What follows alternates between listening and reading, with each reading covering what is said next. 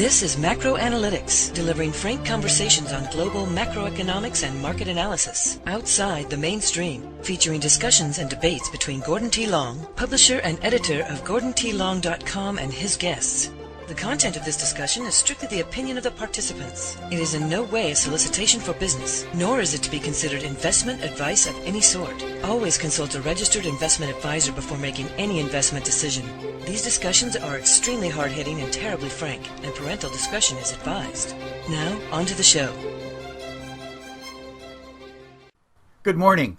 I'm Gord Long with GordonTLong.com. It's my pleasure to have back with me this morning Charles Hugh Smith, well-known and prolific writer on the web, who is the publisher of the website of2minds.com. Anything new and exciting since we last talked? California drought worsens.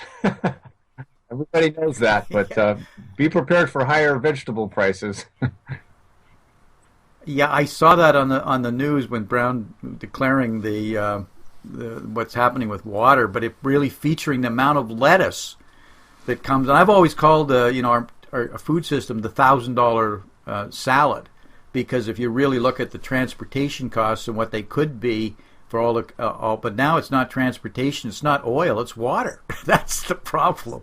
But it's always something. Meanwhile, in Boston, our issue is we've never seen this much snow. So we got, water running off now that spring has arrived, and the water levels are just, almost coming over the roads and over the dams as things are not flooding, but it's excessive. So what? We got too much water? You don't have enough water. What has changed here? Charles, before we begin, I want to make sure we have enough time. I need to, as a reminder for our listeners, this is a discussion that you and I have monthly. This is not an interview. Similar to what I'm doing on the Financial Repression Authority. So Charles and I have been doing this for quite a number of years, and so we'll be back and forth. So when I interrupt you, Charles, they'll know why, or you interrupt me, they'll know that this is a discussion as we work through a subject. Now, this one we wanted to continue from last month, where we were talking about trends, the key trends, and trying to make sense of what they were doing, the changes that are happening. But what clearly came out of the discussion, and we've talked about it in previous shows, is that the nature of work is changing, and that the old models and the model of work is broken, it's fractured. That has prompted a lot of this change that we see around us, chronic unemployment, etc. And the example that I had put up was this technology chart here, and we explained it in the prior show. But needless to say, at this point in time, we're over here on the far right, that it's about innovation. It's about intellectual capital, and it's changing a lot of the business models. So the innovation is not just an academic word anymore. I mean, it is central to knowledge and the application of knowledge in new and faster ways of implementing that knowledge into real business models that make money. And the one I have up now is we're starting to try and show you where that work is going, and it's peer-to-peer. That's the essence of the big change in technology. You agree with that, Charles? This peer-to-peer technology where you can communicate with anybody in the world in a productive manner, whether it's Skype or whatever the kinds of tools you're using. Right, and that's why on your chart you have here the enabler is technology, and as we were speaking about it before the show, this includes the internet, but it also includes a lot of other technologies that are now available at a very low price to any entrepreneur or worker anywhere in the world with a web connection. And so I want to just add a couple of points to this chart about the three circles here: peer-to-peer, freelance, and sharing, in which the key is collaboration and innovation. And we might ask, well, why are these now key? And you'd say, well, it's obvious, right, that innovation always leads the way, but there's actually something else going on. And Michael Spence, a Nobel Prize-winning economist, has discussed these. One is, of course, the commodification of labor and capital, which means because of the internet, whatever can be digitized can be done anywhere in the world. So therefore, we're competing against everybody else in the world, at least for any kind of work that can be digitized or processed. And capital, as we all know, is now basically worthless. I mean, it's drawing negative interest rates. So normal labor and normal capital are not scarce. They're overabundant. So profits flow to what's scarce. And what's scarce is productive new ideas, i.e. innovation. What's the key to innovation? Collaboration, sharing new ideas and processes with other smart people to create value. And that's why if you look at Silicon Valley or San Francisco, the billions that are pouring into these hubs is people are seeking what's scarce, which is productive new ideas.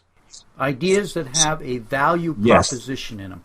An idea that has, I'll use the word, a business model that will generate revenues and is profitable. Many of these business models are something that'll reduce costs, existing infrastructure, existing costs in Yes. businesses. So the internet, as an example of new technologies that are coming, are both the problem and the solution. So the internet is with this cost savings. It's destroying all sorts of jobs that were labor, that were mechanical, that were clerical, that were repetitive, because there's a faster way you can do it on the internet, more effective. And that's so, and we all know that. We've been watching that for 25 years now at accelerating rates. So that we all know is the problems. And we know that labor is now gone because look at the jobs and factories that have left America. Over 50,000 companies or facilities, manufacturing facilities, have actually left the country. So we know that. So that's the problem. But the solution is exactly the same because suddenly, because of this collaboration, you effectively can be competing globally immediately by using that technology effectively to innovate. And I'm not talking about you necessarily have to be an internet programmer or a scriptwriter. You need to know how to use the tool in a new and different manner. A lot of the people that started Uber and this sort of thing weren't technologists. They just said, well, we can just use what's existing to collaborate better, post it this way, and we have a business. They were not I don't know if they were, but most of them are not really strong technologists. Or they in this collaboration model, Charles, they find some friends or peers who are the technologists, and they said, here's what we need to do. And he says, oh, that's a piece of cake, I'll do that. And they work together. But then what's important is how you structure the collaboration and what the innovative idea and value proposition is. Therein lies kind of the essence. Absolutely. And we have a slide up here where we discuss the collaboration process that you just described, and that people say, well, what do you mean by collaboration? And you just described it. You have a value proposition, and then you use your network of people you know and the people they know, and that's called the power of weak ties. So if I have an idea that I want to work out, I can ask you, Gordon, which of your contacts, you'd say in the Financial Repression Authority, give me a name of somebody that is a specialist in this and they can help me. So it's like, it's not only who you know, but it's all the people you know who they know. And so that's what the internet really leverages. And so what we're really talking about is distributing the ownership of intellectual property and the accountability, which in a corporation is very hierarchical. It's almost like a military. And so the accountability is to your boss and then to their boss and so on. Well, we're talking about distributing ownership, accountability, and income, all of them together. Each person is accountable for their own work, and they own part of that income stream or they own the intellectual property. And so Peter Drucker, the management guru, toward the end of his working career, he and we have a quote from him here on one of the slides. He felt that the future was each worker that's has the ownership of their own intellectual property. So we don't have to rely anymore on the ownership of a factory or something, which then is, of course, precludes most of us. We now can own our own income streams. And so that's what the web enables. And if you're a small business person or an entrepreneur, the web enables a broader range of customers that you wouldn't have if you just were isolated, in a single community. The collaboration allows you to find peers and skills that are not local, that can be anywhere in the world, and it's irrelevant when you're on the web where there are you don't even know which time zones there are, frankly, in discussions I'm in. And the service and the product you're offering suddenly is global. It can be, and it's not local. So that whole dynamic instantaneously changes. And the key word, Charles, in your example with corporations being hierarchical, the reason they're hierarchical is for control, that somebody will not, so there's levels of responsibility and instructions that go from the top down and up, but it's to control so that nobody damages or does something serious that impairs the value proposition of the company, or the other way, that it's ensuring that they're all creating the value proposition. So it's hierarchical and large scale. In this model, you own it, so it's not hard. It's flat. It's all peer-to-peer, because the accountability and the control, the responsibility, and therefore the ownership is all at the same level. That's so fundamentally different, but it doesn't work unless you're doing peer-to-peer. Right. And my last point is that the intermediaries that have sprung up, like Etsy, Amazon, Uber, selling your room or your apartment, renting your apartment, or when you're either as a business model, these businesses like Amazon and so on, they enable this process. They take a slice, but our revenues are so much higher. And in the business that I know, which is property management and publishing, you get so much more of the revenue stream. Like if you sell a book now or an ebook, you get to keep 70% of the money. In the old model, you got 10%, 15% if you were a big shot, And how could you make $100 a day off of a room in your house or an apartment that you own? I mean, you could never do that before. So there's new sources of income that are enabled by peer-to-peer. When you put them together, and this slide we have up now, Charles, I think is right on it. And it's the marriage, as you spelled out, of collaboration with this shared ownership of the income stream, and I call it the value proposition. But the two together is really the essence, the simplification of what this new model of work is. And you can go off in all sorts of directions in trying to explain both sides of that equation. Well, Gordon, why don't you lead us through your own experience in a global collaborative enterprise? Yeah, I don't know if there's one standard model that works, but I know that the one that we've been working quite effectively, when you're trying to work and be collaborative and you're crossing borders and you're crossing time zones, and find the right kinds of skills. Things are different, and they'll form a way. Well, you need a company. I know I'm operating in Germany. How do I pay the person in Germany? And everything gets. You spend more time in the administration on all the issues, so you just don't do it. It doesn't really work effectively. Well, today you have to do it, and you have to do it very quickly and very easily. And so, what we do is we're always looking for associates or affiliates or people that are really creative and know something. They've got an idea, and they're willing to invest some sweat equity, some time, some energy in that idea, and the reason we're talking to them is that some of their thinking marries up with our thinking, and between the two of us, we think there's an idea, there's a gem of something that could be done. So we start to invest. There's no money, there's no exchange, you invest what skills, time, and energy or resources that you each individually have, and you start to work together as an affiliate. What happens very, very quickly, though, is you start to, and you add more people. They add people, so you start to get something that may be a product. And as you're moving along, you really have to then start deciding whether it's sellable, it's billable, that will create some revenues. I didn't say about profits or costs or who's paying what, but you start to work towards that. So when you have that, you start to form an alliance. And it's a tested alliance because you have a relationship between people that you can work with and you can count on, you can trust, they deliver, they know you're going to deliver. So it becomes a very strong and very positive working relationship.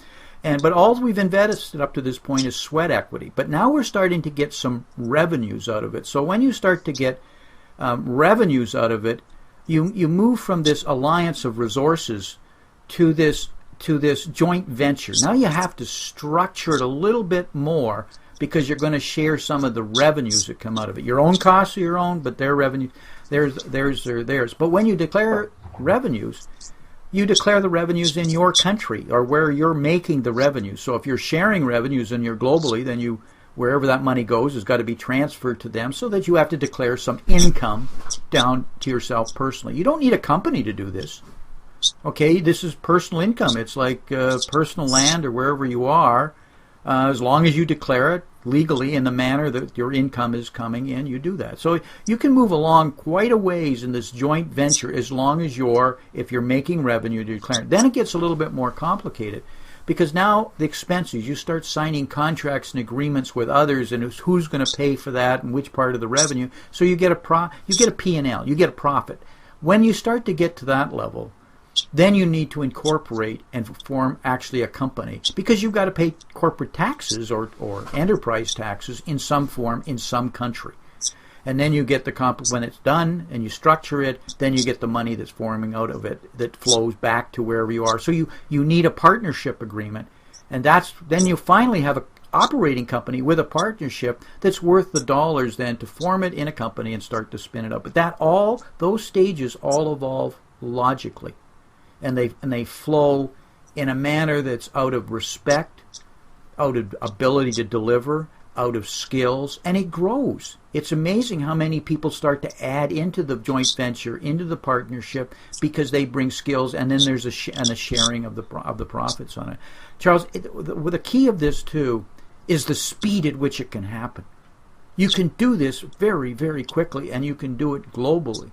But this is not necessarily the only model or the right model. I know that it works for us very, very quickly and allows us to bring in a lot of different skills and a lot of different people very quickly. Yeah, I just would add a couple of key points that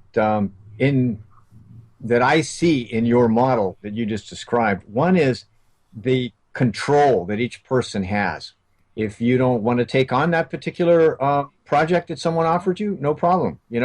They'll move on. And so and that level of control is what a lot of people complain about in their normal government or corporate job, right? Your level of control in a hierarchy is very, very limited until you reach the top, and then you're burdened with so many responsibilities. You're lying awake at night worrying about your 120 person staff, right? Well, in our model that you just described, the management is flat. In other words, you don't have to be responsible for anybody else. They're responsible for themselves and for the compliance to all the laws. And so, say if you and this is a burden. I mean, this is the trade-off. You don't just go home and get a paycheck. If you have Airbnb or you're an Uber driver or you publish through Kindle, you are responsible for your taxes, and it's sometimes complicated. You get a 1099-X or whatever the new 1099 is from PayPal. You have to deal with all that on a professional level. That's what you're getting paid for, though. And then so the control and the compliance are aspects that everybody takes care of themselves, but you eliminate all this whole layer of costs. There's no middle manager, sub-manager, ex-manager. Everybody's collaborating, and the management is collaborative as well. And so the control, compliance, speed, these are all a way of eliminating fixed costs. Just as you said, this is how you get rid of all those fixed costs. But it comes with a price. Some of the prices are, for example, you've made all these investments, you're doing it, and competition can suddenly remove your whole business model. So you've done all the work and it's got to suddenly be gone but that's the nature of change too. So you're having to be very nimble. You're having to be able to adjust. And the downside of it is the whole accountability. You've got to deliver. You've got to be, you literally own the business, the responsibility. And that's both refreshing, invigorating, but daunting. But, in previous generations, before we started to industrialize, people were farmers. It was agricultural based. Your whole family depended on the crop that year. Your ability to get the crop in, the ability to take the crop off, and then the luck of it, whether in fact you had good weather, bad weather, and you lost your crop, or you had enough to get through a bad season. This is the risk that came with living You didn't just go in, punch a clock, do your 8 hours, and then walk out and complain about having to be a slave to the system. You own it. But the world is changing. I think, Charles, in many ways, we're going back to this old, not agricultural base. We're swapping it with this new kinds of technology where the accountability and ownership is truly there. There will be jobs that work for whether corporations or more specifically, Charles, I think in the future there'll be larger and larger amounts of government types of work. I didn't say necessarily high paying, but where the government is a bigger and bigger employer, and we've been watching that for quite a number of years already. Right, and so then you can get a model that I call hybrid work. Maybe you take a job with a TSA or some large government agency that hires a lot of people, but you have a side business, that's your passion or that's your interest. Or maybe you work part-time for a big company just to get, medical benefits or something like that, and then you have a side business. And I know that a lot of people, an astonishing number of people, have a side business through Airbnb. That they have a rental home that they inherited from the family, or they have an extra room and they live in a city with a lot of tourism. It's so there's a lot of ways we can mix and match the model that you're describing. Charles, I think what we're moving towards here, and I have up this summary chart, is we're really, and we talked about it even the last session, is we're moving to fewer and fewer smarter and smarter workers.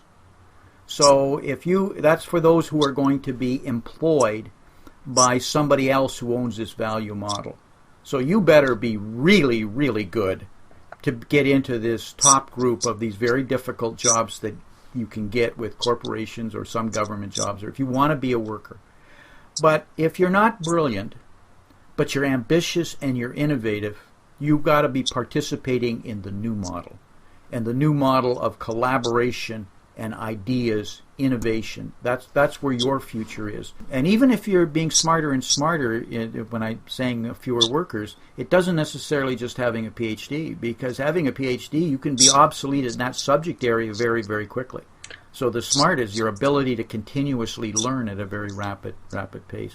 Did you agree with that statement? Absolutely. And again, I go back to the core of capitalism is, profits and premiums flow to what's scarce. And what's scarce is, in a way, whatever's not abundant. And what's abundant is capital, which is there's an abundance of capital in the world, and just routine labor.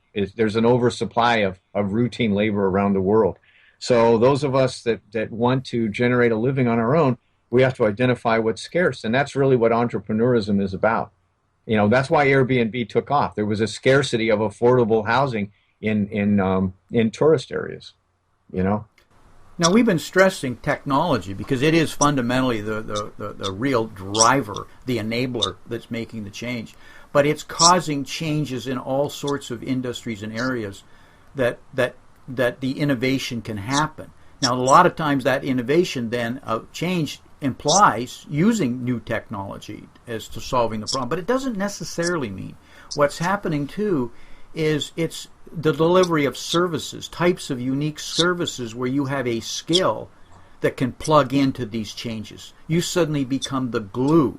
Or because you're in a collaborative, you can participate, and you may participate for a brief period of time and then move on somewhere else. But through all of that, you must be creative, and you must own where the value is. You must own, as I say, this value proposition. So having really good skills and really good knowledge, and then knowing how to market those or plug yourself in as a skilled worker, as an asset in various value propositions is critical.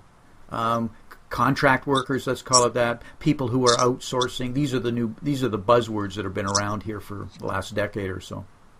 So there's lots of different ways that the change is allowing you to find a new nature of work for you. The old days of I'm going to do the same thing for X numbers of years and get a pension are completely gone. One, you're not going to do the same thing for any number of years, and two, pensions are gone.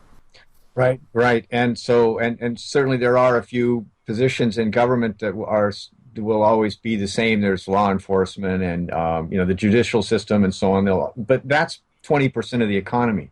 Yeah, and Charles, and I think those jobs are going to get harder and harder to get. Yes. They're not jobs that I believe are going away. We're going to need police officers, and we probably going to need more police officers. But there's more and more people looking for work, and getting to be a police officer is going to be harder and harder to qualify to get into the academy. That's right. And all of these jobs in the government of the services are going to be very, very difficult. And as money gets tighter for them, they're going to have to outsource as many as they can, some of the services, and therein lies opportunities. But if there's going to be one area that has some stability, it's probably in the government. But it's not going to be, and government will probably continue to grow and be larger, but not in relationship to the amount of people, because the tax base doesn't support it. Right. So that's part of a solution, but it's not the answer. And I've seen more and more people, frankly, believing that the future is in finding work in the government because it currently has a pension and fixed benefit. But I believe that you will see those rapidly change over the next decade. Absolutely. And so, Gordon, I this may sound depressing to people who are used to the old model, but there's nothing depressing about it. It's like bemoaning the loss of the agricultural society that you discussed when 93% of the people worked on a farm, and people bemoaned the loss of that for factory jobs. And we can bemoan it, but that's not going to help us deal with the new era. And I think there's actually a lot of positive to this. If you become a professional with these professional skills and you take care of your own compliance and your own skill set, it's actually more fun than working in a hierarchy. That's what I think. I think what's happened, Charles, is you may substitute a high earnings power, because those that hit a home run and doing innovation, fine. But maybe a lot of people aren't going to hit that home run, so you're going to make maybe a lot less money than they're currently making in these high-paying jobs, possibly. But what I do believe is your quality of life could be a lot better, because you're going to have more decision making. You're not going to maybe spending as much time commuting every morning in the traffic and the problems that we have with urbanization. So you'll have more time for your family, and I've found in many parts of the world that you can get by with a lot less money and have a much better quality of life that you're living. But the problem is you need some basic income stream and value that allows you to have income, and that's what's being presented here today. But it comes with responsibility. You have to be responsible for yourself and your family.